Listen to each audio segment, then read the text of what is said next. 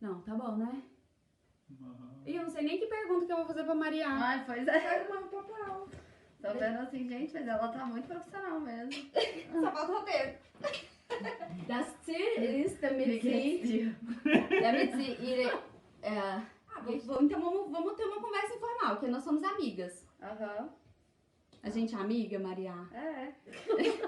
Claro. Maria, me conta qual foi a primeira vez, como que você chegou na Alemanha, seu interesse aqui, desde quando? Ah, começou em 2013, quando minha universidade tinha uma parceria com a Universidade de Eichstätt, a Universidade Católica de Eichstätt, e tinha uma possibilidade de bolsa de estudos. Então eu me candidatei, fiz todas as etapas, os processos que precisava e fui selecionada, fui aprovada. Então eu vim a primeira vez para a Alemanha, mas eu não tinha muita ideia do que ia acontecer, como é que era a cidade que eu ia morar e tal. Quer contar, por exemplo, assim, você veio fazendo história e agora você tá fazendo doutorado. Uhum.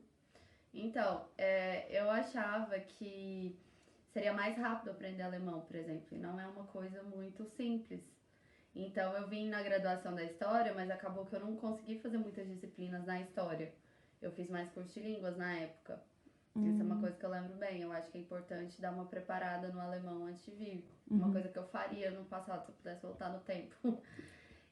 Mas eu ainda consegui fazer algumas coisas no curso de história. Não é impossível, só é mais difícil. Você acha que é importante a pessoa saber inglês pra vir? Eu acho que sim. Eu acho que quanto mais línguas a pessoa sabe, é melhor.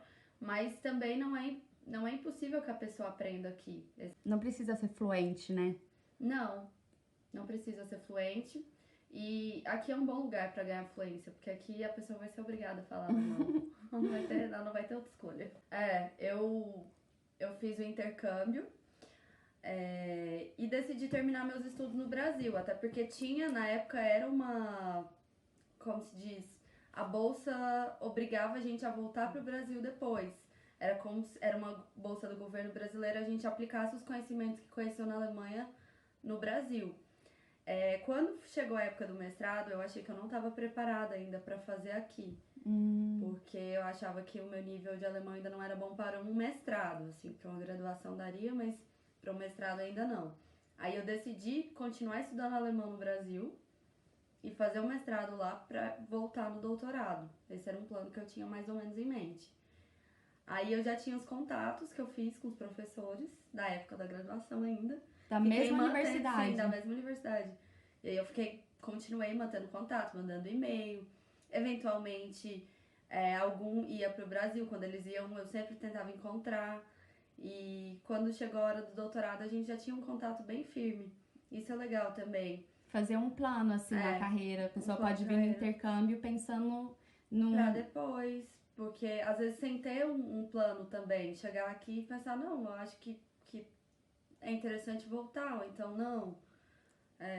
Talvez não mas aqui se abrem muitas portas, muitas possibilidades que a gente não pensa, assim, antes de vir. Só aqui que descobre.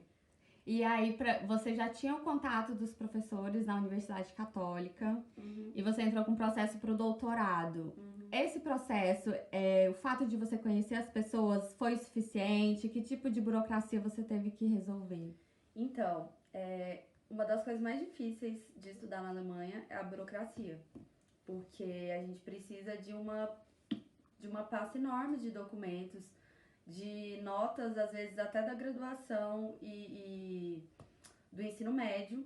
Precisa apresentar tudo isso, tradução juramentada e tal. E por isso precisei de você, amiga. Porque eu acho que seria impossível. Eu tenho um namorado aqui na Alemanha, mas pra ele era difícil, em horário de trabalho, ter que ficar indo no escritório da universidade e tal. E tem coisa que dá pra fazer por correio. Mas aí você vai levar o ano inteiro mandando cartas pra cá. Tem uns documentos que eles não aceitam escaneado. A maioria, na verdade. Eles querem um papel original, eles assinado. Querem um papel original, de carimbado. tudo. E o que não é original é normalmente... como se diz? Aquela cópia autenticada de cartório. Precisa também, né? Precisa. Dá meu celular, deixa eu atender o Julia. Ah, meu Deus. Laís, agora você faz umas perguntas. Tô brincando. Deixa eu só ligar pra Yulia. Ai, amiga, desculpa que eu te cortei no auge da sua fala sobre a Bavária. Como que tá agora? Você tá morando aqui na mesma cidade que você já conhecia? Sim, com algumas dificuldades, porque estou sem bolsa de estudo. Mas, bom, procurando ainda bolsa de estudo. E as dificuldades são sempre questões burocráticas. É que precisa fazer sempre cadastro no lugar que você mora, para você dizer para a prefeitura onde você está morando. Na universidade também tem que sempre estar atento com as datas das coisas. E documentação. Por exemplo, agora eu tô devendo visto na universidade, porque eu cheguei, meu visto não estava pronto ainda, e eu ainda preciso levar para lá, para eles colocarem, anexarem. Enfim, aqui é um lugar bastante burocrático, então é ideal que você tenha um pouco de ajuda. Não dá para fazer tudo sozinho, isso assim, é muito difícil fazer tudo sozinho. Às vezes você pode contar com a ajuda de amigos e tal, mas não estou certa, que é a melhor opção. E qual que é seu nível de alemão? Olha, a última vez que eu fiz uma prova oficial, eu peguei o B1, mas isso já faz 1 ano e meio. Então agora eu acho que eu já tô no B2. Eu vou fazer a prova em janeiro, aí eu conto em qual nível eu peguei. Mas eu acredito que B2. Enquanto eu tava no Brasil, eu tava fazendo aula do nível B2. Entendi. Obrigada, amiga. Ai, tô muito feliz que você tá aqui de volta. Também uma companhia para mim. E a gente tem que falar do trabalho, né? Do seu trabalho, né, amiga? Foi muito importante. Porque eu não ia conseguir simplesmente fazer a matrícula no doutorado se eu não tivesse. Mas o que foi importante, assim? Foi eu ligar? Ou foi ligar, porque as informações, elas não estão todas no site. E eu não tinha como ligar, aqui não tem um serviço de chat online da universidade, por exemplo. Não existe isso. E aí eu ia fazer o quê? Uma ligação internacional? E, por exemplo, meu namorado poderia fazer? Poderia, mas que hora? Porque ele trabalha.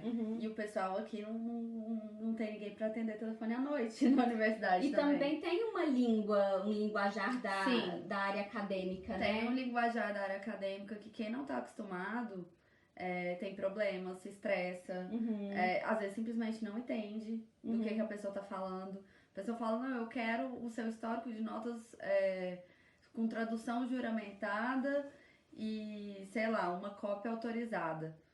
A pessoa que não tá acostumada com isso, ela simplesmente sabe te traduzir isso. Fala pra você, olha, a pessoa da universidade disse que você precisava disso. Porque ela não entendeu, ela não entendeu. Entendi. Então é interessante esse serviço por causa disso. Porque aqui acho que a principal barreira daqui é a burocracia. É, verdade. Então, por isso que é importante ter alguém que faça pra você entender o que eles estão pedindo. Porque às vezes você tem as coisas, você tem tudo, mas você não entendeu o que precisava, do jeito que precisava. Que às vezes precisa, sei lá, de uma cópia em cada escritório. Aí você pensa, não, eu já mandei o documento pra universidade, tá tudo bem. Mas não tá tudo bem, porque tá só num escritório, precisava estar no outro também. Verdade. Isso aconteceu com a Maria, gente. Foi uma loucura. Aconteceu. Né? E ela me ligava desesperada de manhã no WhatsApp. Amiga, me falaram isso. E eu ligava na universidade, perguntava o que era.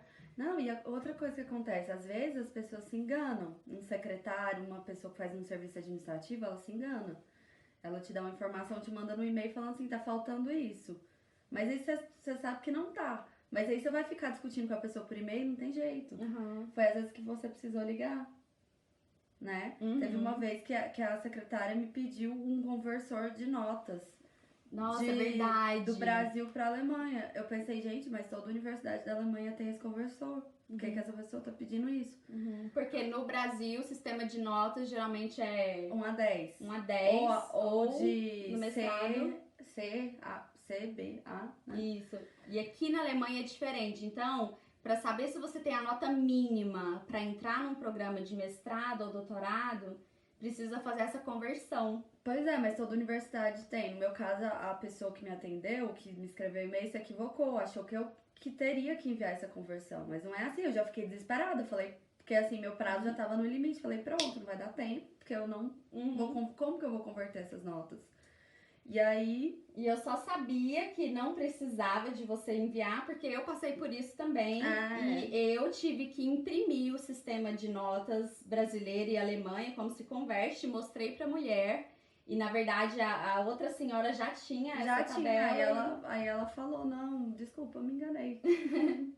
Desculpa. Simples assim. Mas então, aí foi dando certo, né? Sim, o que eu quero dizer é que, assim, muitos enganos, muitas questões podem aparecer e aí facilita se tem alguém pra te ajudar. Porque, né? Que bom, amiga, que você tá aqui. Sim, consegui. Não, é possível. É importante deixar isso claro, é possível. Obrigada, viu? De nada.